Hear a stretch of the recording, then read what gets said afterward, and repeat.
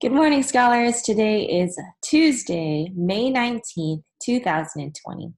Scholars, this week we've been taking a look at contractions. So let's take a look at some and how we squeeze the words together. So I have some examples here of common contractions that we make. So we have the word will not, or the words will not.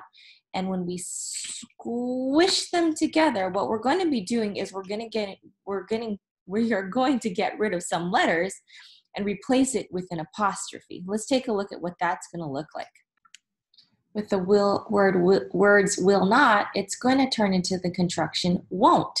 So we're taking out the ILL in will, and we're replacing it with an O, and then not gets an apostrophe instead of the O.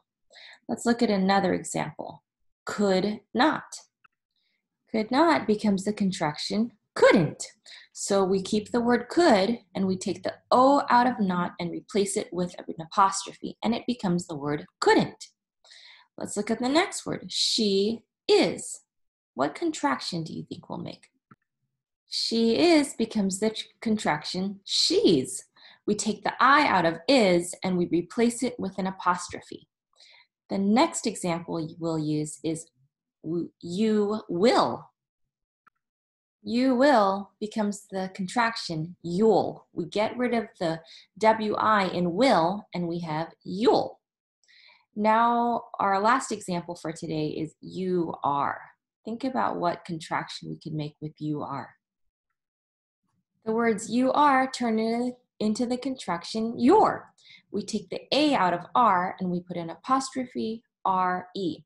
So scholars, you can see in most of our contractions, we'll take out the vowel and replace it with an apostrophe. We have some exceptions like will not turning into won't, but most of our examples, we're just taking out the vowel sound.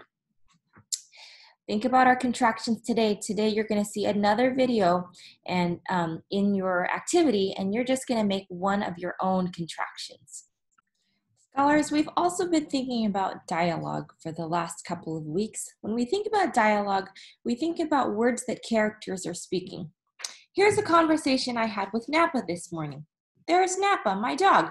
She's saying, "I'm so hungry, Mom." There's me saying to her, "Do you want your breakfast?" Okay, now when we're putting it into a sentence, let's take a look at what that's going to look like.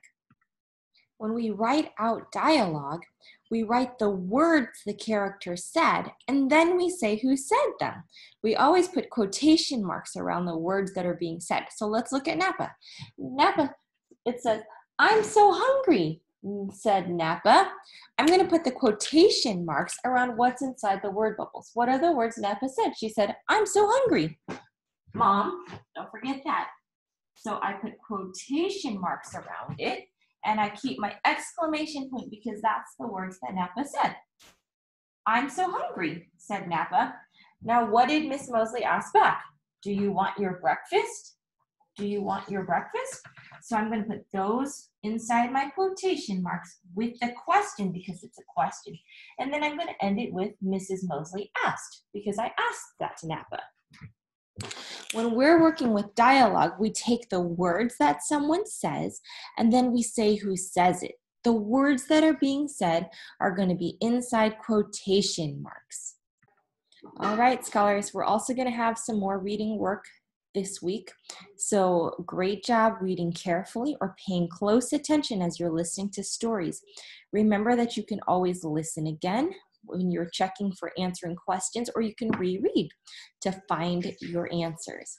Have a great day of learning.